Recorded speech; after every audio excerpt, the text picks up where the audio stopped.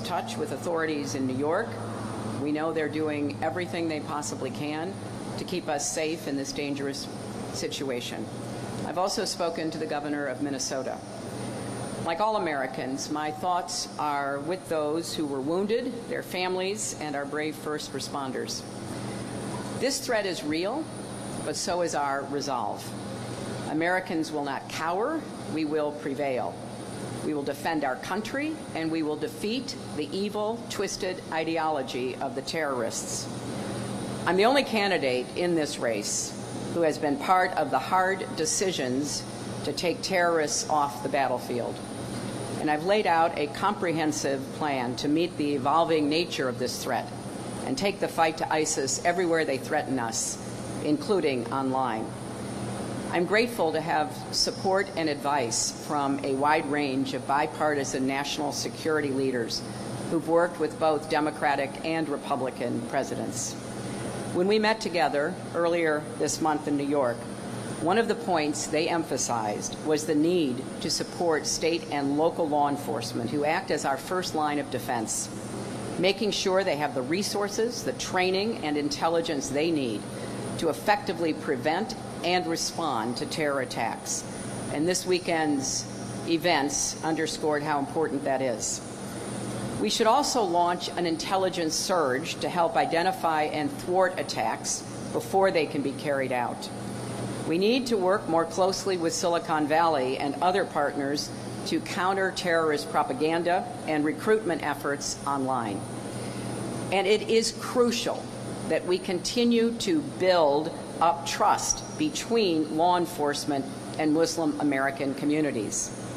In the Middle East, we have to smash ISIS's strongholds with an accelerated coalition air campaign, more support for Arab and Kurdish forces on the ground, and intense diplomatic efforts in Syria, Iraq, and across the region. Working closely with our allies and partners to keep us safe must be the top priority for our next Commander-in-Chief. Later today, I'll discuss the threat from terrorism with President Sisi of Egypt and other world leaders. Most of all, I want to say this to my fellow Americans. Let us be vigilant, but not afraid. We have faced threats before. If you see something or you hear something, report it immediately to local law enforcement authorities. I know we will meet this new danger with the same courage and vigilance. We choose resolve, not fear. We will not turn on each other or undermine our values. We'll stand together because we are stronger together in the face of this threat and every other challenge. I'd be glad to take some questions. The person of interest in this case is an Afghan immigrant, now a U.S. citizen. What do you say to voters who may see this as a reason to consider supporting Trump's approach to terror and immigration? Well, it is true that a suspect of interest has been identified, and we need to do everything we can to support law enforcement as they track him down to determine what role, if any, he played in these events. But let us remember, there are millions and millions of naturalized citizens in America from all over the world. There are millions of law-abiding, peaceful Muslim Americans. This is the kind of challenge that law enforcement can be and is prepared to address, namely going after anyone who would threaten the United States. So I am absolutely in favor of and have long been an advocate for tough vetting, for making sure that we don't let people into this country, and not just people who come here to settle, but we need a better visa system. Let's remember what happened on 9/11. These were not refugees who got into airplanes and attacked our city and our country. So let's not get diverted and distracted by the kind of campaign rhetoric we hear coming from the other side. This is a serious challenge. We are well equipped to meet it, and we can do so in keeping with smart law enforcement, good intelligence, and in concert with our values. Secretary Clinton, the White House has labeled these lone wolf attacks a top concern, and given these weekend's events, what more specifically should be done, and what would you do specifically beyond what President Obama has done? Is the current plan enough? Monica, I think that the lone wolf problem is one that we have to invest more time and more resources into combating. When I met with the distinguished group of national security experts, as I said, both Democratic and Republican administration experiences, they made a very strong point that the recruitment and radicalization that goes on online has to be much more vigorously intercepted and prevented. I have been saying this for quite some time, and I believe it's an important part of our strategy. The other point they made is that the recruiters for ISIS and these other terrorist groups look for people who online demonstrate the mental profile, the level of paranoia, the level of delusion, the level of disappointment that then is exploited by quite able terrorist recruiters. So we've got to do a much more intensive effort, and that's why I mentioned Silicon Valley in my remarks, not only to take down terrorist propaganda, but to do everything we can to intercept and prevent radicalization and recruitment. And I think we are at the beginning of that, but there's much more we need to do, and the government cannot do this without the close participation of tech companies and experts online who can give us the tools and lead us to those who are attempting to promote attacks like we've seen. Hi. Hey, Jennifer.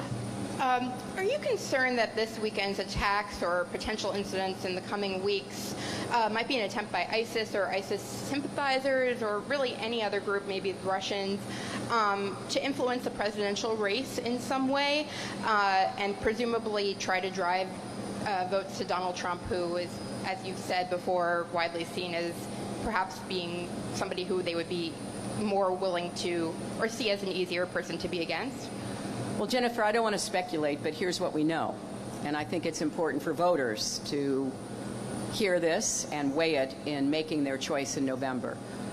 We know that a lot of the rhetoric we've heard from Donald Trump has been seized on by terrorists, in particular ISIS, because they are looking to make this into a war against Islam. Rather than a war against jihadists, violent terrorists, people who number in the maybe tens of thousands, not the tens of millions, they want to use that to recruit more fighters to their cause by turning it into a religious conflict. That's why I've been very clear. We're going after the bad guys, and we're going to get them. But we're not going to go after an entire religion and give ISIS exactly what it's wanting in order for them to enhance their position. Secondly, we know that Donald Trump's comments have been used online for recruitment of terrorists.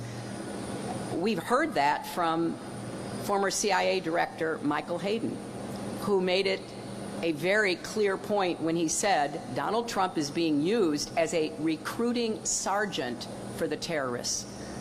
We also know from the former head of our counterterrorism center, Matt Olson, that the kinds of rhetoric and language that Mr. Trump has used is giving aid and comfort to our adversaries. Now, look, as I said in my remarks, I'm the only candidate in this race who's been part of the hard decisions to take terrorists off the battlefield. What does that mean? I was part of the national security team that worked with President Obama to develop strategies to fight the terrorists. Sometimes that involved direct kinetic action. Sometimes that involved working with allies and partners. Sometimes that involved capture. I won't get into classified information, but I have sat at that table in the Situation Room. I've analyzed the threats. I've contributed to actions that have neutralized our enemies. I know how to do this, and I understand how we don't want this to get even bigger than it already is. So we're going to stay focused on what will work and how we deploy a strategy that will protect America, work with our allies and partners to take ISIS down, and have a strong counter-terrorism effort online in order to try to defeat the ideology that stands behind these terrorist attacks. Secretary Clinton, as you know, Donald Trump has had a lot to say about your record on this issue over the weekend. Here's one example. Under the leadership of Obama and Clinton, Americans have experienced more attacks at home than victories abroad. Time to change the playbook. What's your reaction to that characterization? Well, it's like so much else he says. It's not grounded in fact. It's meant to make some kind of demagogic point. And the facts are pretty clear that we still have challenges. That's what I have been talking about throughout this campaign. I am prepared to, ready to actually take on those challenges, not engage in a lot of irresponsible, reckless rhetoric, but to do the hard work, as I've done before, to put into place the strategies for local and state law enforcement, for an intelligence surge, for the kind of preventive actions that we need to take here at home, and to intensify our efforts to defeat ISIS. You don't hear a plan from him. He keeps saying he has a secret plan. Well, the secret is he has no plan. So let's focus on what we really can do, and what I've laid out is a path forward that will keep us safer, protect our country, and go after the terrorists to finally destroy them. So, thank you. Thank you, guys. Thank you, guys.